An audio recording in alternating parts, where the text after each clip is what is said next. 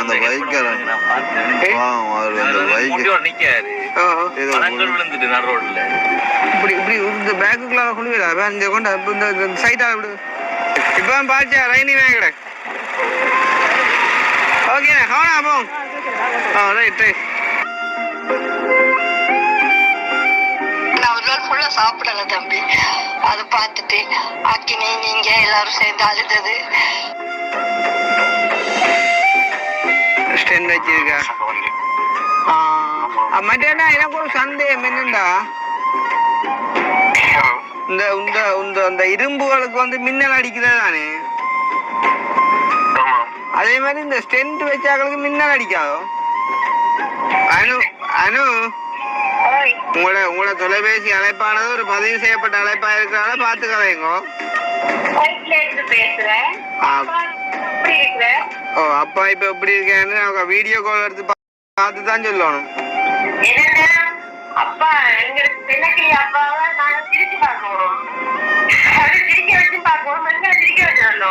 வீடியோக்கள் பாக்குறேன் தம்பி.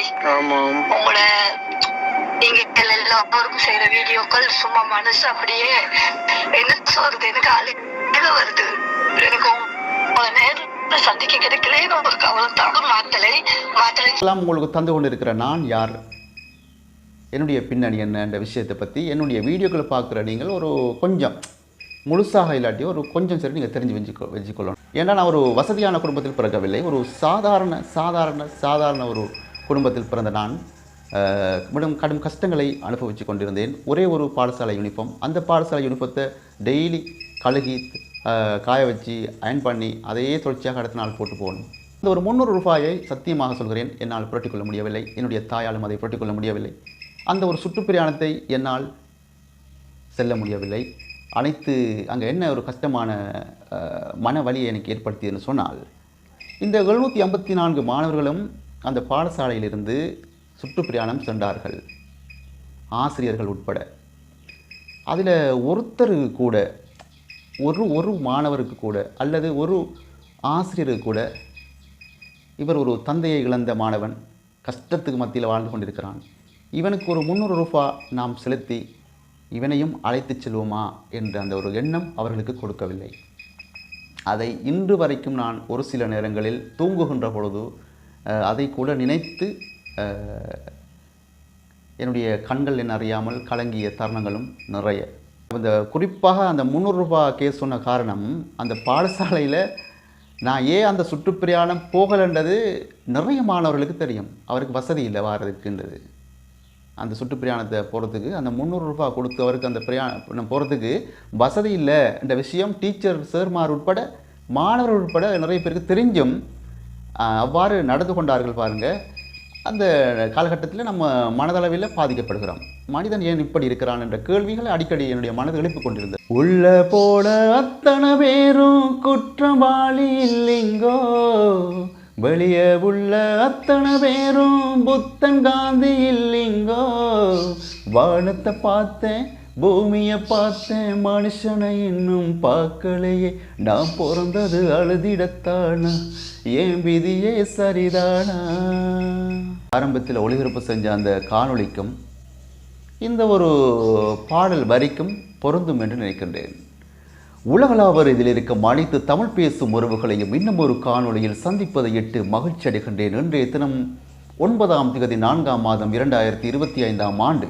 இந்த ஒரு சேனலுக்கு யாரையும் புதுசாக வந்து சொன்னாக்கா மறக்காம இந்த ஒரு சேனலையும் சப்ஸ்கிரைப் பண்ணிட்டு வீடியோக்களை பாருங்கள். நான் போடுகின்ற அனைத்து வீடியோக்களும் உடனுக்குடன் உங்களுக்கு நோட்டிஃபிகேஷனாக வந்து சேரும் என்பதில் சந்தேகம் கிடையாது.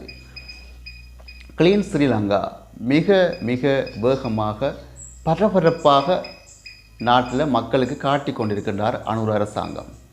அனுர அரசாங்கம்னா என்ன சும்மாவா? அந்த மாதிரிக்கு நிறைய பேர் முன் வச்ச ஒரு விமர்சனம் தான் இந்த கிளீன் ஸ்ரீலங்காண்டா என்ன முச்சக்கர வண்டிகளில் உள்ள பார்ட்ஸ்கள் கலட்டுறதானது கருத்துக்கள் முன் வச்சுருந்தாங்க.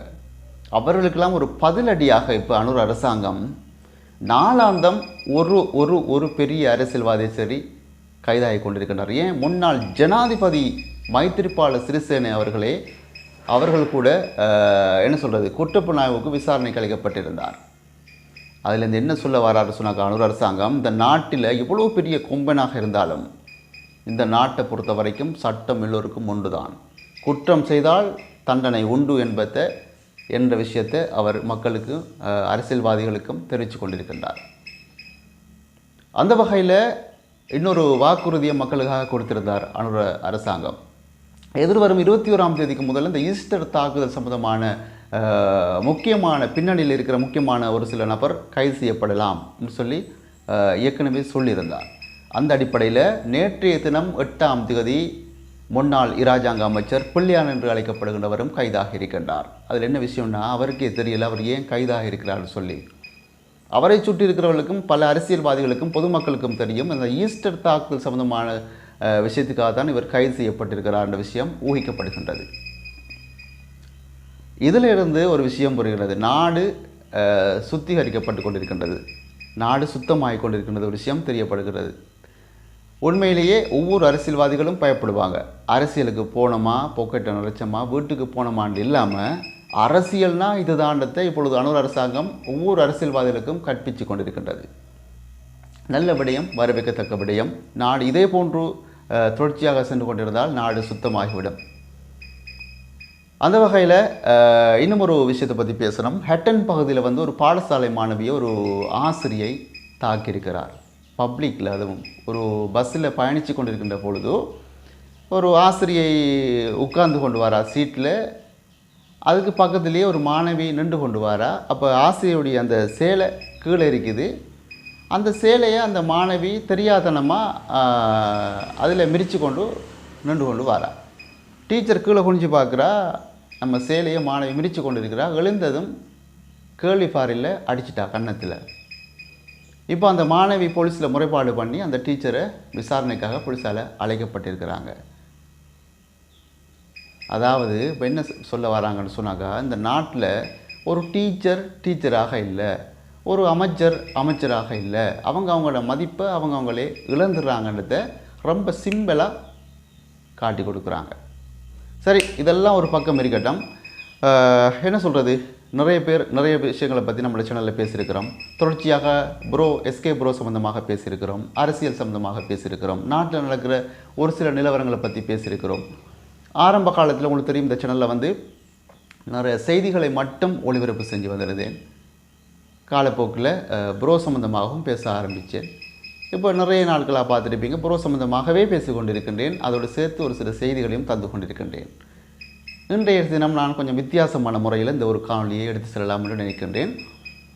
இந்த விடயங்கள்லாம் உங்களுக்கு தந்து கொண்டிருக்கிற நான் யார், என்னுடைய பின்னணி என்ன என்ற விஷயத்தை பற்றி என்னுடைய வீடியோக்களை பார்க்குற நீங்கள் ஒரு கொஞ்சம் முழுசாக இல்லாட்டி ஒரு கொஞ்சம் சரி நீங்கள் தெரிஞ்சு வச்சுக்கொள்ளணும் தானே விரும்புவீங்கன்னு நினைக்கின்றேன். நிச்சயமாக என்னுடைய பின்னணி என்ன, நான் யார், எங்கே இருக்கிறேன் என்ற விஷயத்தை பற்றி இன்றைய தினம் கொஞ்சம் வித்தியாசமான முறையில் இந்த வீடியோ கொண்டு போகலாம் என்று நினச்சிருக்கின்றேன். அந்த வகையில் என்னுடைய பெயர் தாஜுதீன் ரைஸ்.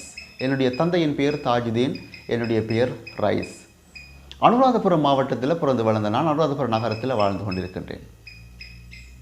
வரும் 11 வயதில் என்னுடைய தந்தையை இழந்தேன். பாடசாலைக்கு செல்வது ஒவ்வொரு நாளுமே கரடு முரடான பாதைகளை சந்தித்து கொண்டிருந்தேன். என்னுடைய தாயின் அரவணைப்பில் வாழ்ந்து கொண்டிருந்தேன். என்னுடைய தாயும் இறந்து விட்டார். முழு தனிமரமாக மாறிவிட்டேன். பாடசாலைக்கு சென்ற ஒவ்வொரு நாட்களும் அது சொல்லிலடங்கா, அதற்கென்று வர்ணிக்கிறதுக்கு வார்த்தைகளுக்கே பற்றாக்குறை என்று சொல்ல வேண்டும். ஏன்னு சொன்னால், ஒரு தாயை இழந்து ஒரு தாயின் அரவணைப்பில் வாழ்கின்ற பாடசாலைகளுக்கு செல்லுகின்ற மாணவர்களிடம் கேட்டு பாருங்கள், சொல்லுவார்கள் அதனுடைய கஷ்டம் என்ன, அதனுடைய பின்னணி என்ன என்று சொல்லி. ஒரு நாள் கூலி வேலைக்கு போய் மறுநாள் பாடசாலைக்கு செல்லக்கூடிய சூழ்நிலைக்கு தள்ளப்பட்டேன். 11ஆம் ஆண்டு பரீட்சை எழுதுவதற்கு முதல்ல என்னென்னமோ நடந்து விட்டது. 11ஆம் ஆண்டு பரீட்சைகள் எழுதும் வரைக்கும் என்னென்னமோ நடந்து விட்டது. வாழ்க்கையில் நிறைய கஷ்டங்கள், நிறைய துன்பங்களை அனுபவித்து கொண்டது. நான் உடன் பிறந்த சகோதரிகள் இருந்தாலும் தொடர்ச்சியாக நம்மளை பார்ப்பதற்கு அவர்களுக்கு சந்தர்ப்பம் இல்லை.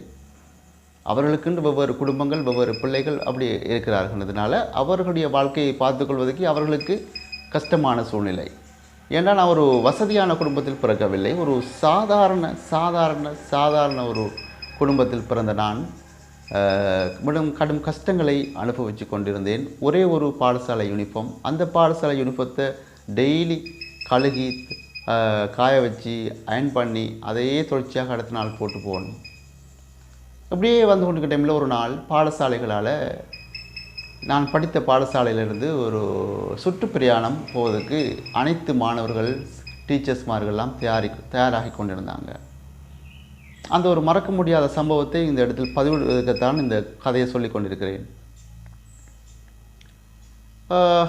அந்த நேரத்தில் பார்த்தீங்கன்னு சொன்னாங்க, அந்த காலகட்டத்தில் வெறும் 300 ரூபாய் தான் அந்த சுற்றுப்பிரயாணம் செல்வதற்கு.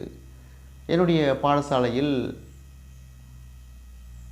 750 மாணவர்கள் கற்ற ஒரு பாடசாலை. 750 மாணவர்கள் அந்த காலத்தில், அந்த நேரத்தில் 750 மாணவர்கள் அந்த பாடசாலையில் இருந்தோம். 750 மாணவர்களுமே அந்த சுற்றுப்பிரயாணம் செல்வதற்கு தயாராகிவிட்டார்கள், என்னை தவிர. ஏன்னு சொன்னாக்கா 754 மாணவர்களும் தயாராகிவிட்டார்கள், என்னை தவிர. ஏன்னு சொன்னாக்கா எனக்கு அந்த காலகட்டத்தில் அந்த 300 ரூபாயை புரட்டிக் கொள்வதற்கு கடுமையான கஷ்டமாக போய்விட்டது. உண்மையை சொல்லணும், மனம் திறந்து பேசுகிறேன். என்னுடைய உறவுகள், நீங்கள் என்னுடைய வீடியோக்களை பார்க்குற நீங்கள் எப்பொழுதும் என்னுடைய ஒரு உடன் பிறந்த சகோதரர்களாக நான் உங்களை நினைக்கின்றேன். அதனால்தான் என்னுடைய ஸ்டோரியை வெளிப்படையாக சொல்லிக் கொண்டிருக்கின்றேன்.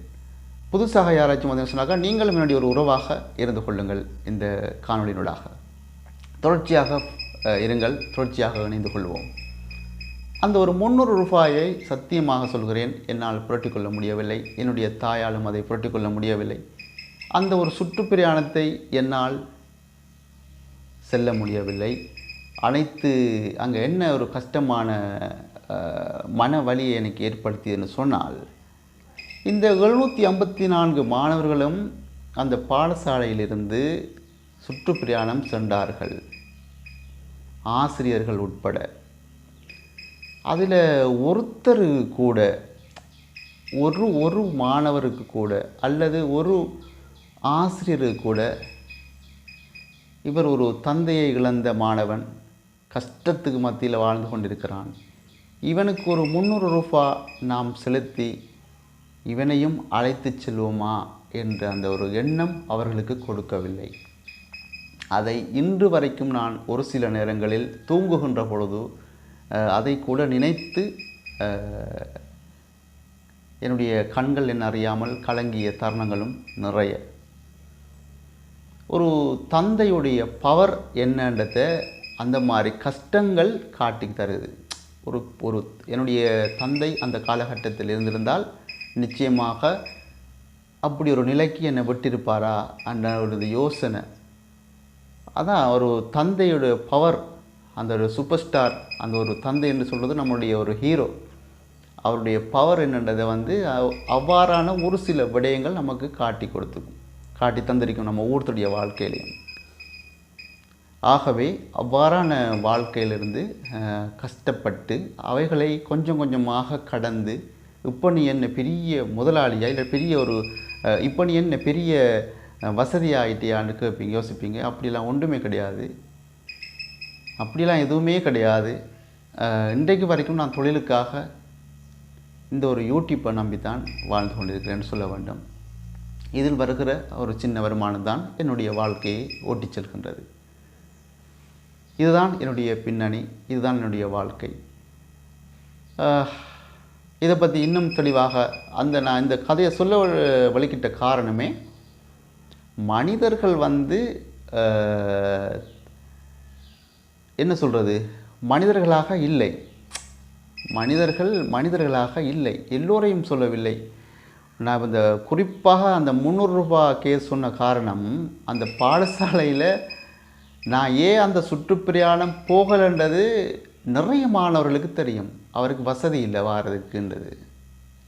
அந்த சுற்றுப்பிரயாணத்தை போகிறதுக்கு அந்த 300 ரூபா கொடுத்து அவருக்கு அந்த பிரயாணம் போகிறதுக்கு வசதி இல்லை என்ற விஷயம் டீச்சர் சேர்மார் உட்பட மாணவர்கள் உட்பட நிறைய பேருக்கு தெரிஞ்சும் அவ்வாறு நடந்து கொண்டார்கள். பாருங்கள், அந்த காலகட்டத்தில் நம்ம மனதளவில் பாதிக்கப்படுகிறோம். மனிதன் ஏன் இப்படி இருக்கிறான் என்ற கேள்விகளை அடிக்கடி என்னுடைய மனது எழுப்பிக் கொண்டிருந்தது. என்னுடைய தாயும் தந்தையும் எவ்வளவு பெருமதியானவர்கள் என்றது என்னுடைய மனசு அடிக்கடி சொல்லிக் கொண்டிருக்கும். என்னுடைய தாய் அந்த காலகட்டத்தில் எனக்கு உணவளித்ததே பெரிய விஷயம். கூலி வேலைக்கு போயிட்டு தொடர்ச்சியாக எனக்கு ஆரோக்கியமான உணவோ இல்லையோ பசிக்கு உணவளிச்சிருந்தா, அந்த பசிக்கு உணவளித்தது பெரிய விஷயம். அவர்கிட்ட போய் சுற்றுப்பிரயாணம் போகிறதுக்கு 300 ரூபான்னு கேட்டால் அவள் என்ன பண்ண போகிறா, அதை யோசித்தேன். இதாங்க வாழ்க்கை. இப்படி ஒரு கஷ்டங்களுக்கு தாண்டி இப்போ நான் இந்த கஷ்டங்களை தாண்டிட்டேன்னு கேட்டாக்கா அது ஒரு கேள்விக்குறி. இப்போ இந்த கஷ்டங்கள்லாம் தாண்டி வாழ்ந்துட்டு இருக்கியான்னு கேட்டாக்கா அதை விட கொஞ்சம் ஓகே. இப்போ ஆனால் ஏதோ வாழ்ந்துட்டுருக்கிற மாதிரி இப்பொழுது வாழ்ந்து கொண்டிருக்கிற ஒரு தனிமரமாக, என்னுடைய தாயும் இல்லை தந்தையும் இல்லை, இப்படியான கஷ்டமான நிலையில் வாழ்ந்து கொண்டிருக்கிற நேரத்தில் ஒரு சில நண்பர்கள், இந்த வீடியோக்களை பார்க்குற என்னுடைய நண்பர்கள், நான் அவர்களை எப்பொழுதும் எதிரியாக பார்த்தது கிடையாது. எனக்கு என்னுடைய மனதை பாதிக்கிற அளவுக்கு ஒரு சில கமெண்ட், என்ன சொல்கிறது, கருத்துக்களை எழுதுவார்கள். என்னுடைய தாயை திட்டி கருத்தெழுவார்கள், என்னுடைய தந்தையை திட்டி கருத்தெழுவார்கள். அவ்வாறானவர்களுக்கு என்னுடைய அந்த கருத்துக்களை பார்க்கின்ற பொழுது நிச்சயமாக என்னுடைய மனம் மிக்க வேதனை அடையும். எனக்கு நீங்கள் எவ்வளோ வேண்டாலும் திட்டுங்க, ஏசுங்க, பிரச்சனை இல்லை. மண்ணுக்குள்ளே இருக்கிறவங்க, அதாவது இந்த உலகத்தை விட்டு போனவங்க, அவங்களுக்கும் போய் இப்படி ஏசுறீங்களையான்னு சொல்லி என் மனசே ஒரு கேள்வி கேட்கும். அதில் நினைக்கின்ற பொழுது மிக கவலையாக இருக்கும். இந்த வீடியோவும் அந்த மாதிரி கருத்து எழுதுகிற நீங்கள் பார்த்து கொண்டிருந்தால் நிச்சயமாக இனிமேல் உங்களுக்கு ஏசணும்னு சொன்னாக்கா, என்னை திட்டணும்னு சொன்னாக்கா, நீங்கள் டிரெக்டாக என்னுடைய தாய் தகப்பனுக்கு திட்ட தேவையில்லை, எனக்கே திட்டுங்க. எனக்கு என்ன பண்ணாலும் நீங்கள் என்னை சொல்லி ஏசுங்க, அது ஒரு விஷயம். யாரும் யாருடைய தாய் தகப்பனுக்கும் ஏசாதீங்க. உங்களுடைய தாய் தகப்பனை நீங்கள் எவ்வளவுக்கு மதிக்கிறீங்களோ அதே அளவுக்கு தான் என்னுடைய தாய் தகப்பனையும் நானும் மதிப்பேன். ஓகே, இன்றைய காணொளி இவ்வாறான என்னுடைய ஒரு சிறிய ஸ்டோரியை ஒரு என்ன சொல்கிறது, ஒரு பெரிய திரைப்படத்தில் ஒரு சுருக்கமான ஒரு கொஞ்சத்தை எடுத்து உங்களுக்கு பகிர்ந்து கொண்டிருந்தேன். இதுதான் இன்றைய வீடியோவாக காணப்படுகின்றது. இந்த ஒரு காணொளி சம்பந்தமான கருத்துக்களை நீங்கள் பதிவிட மறக்காதீர்கள். இன்னும் ஒரு காணொளியில் சந்திப்போம். அதுவரை விடைபெறும் நான் என்று உங்கள் அன்பின் தாஜுதீன் ரைஸ். நன்றி.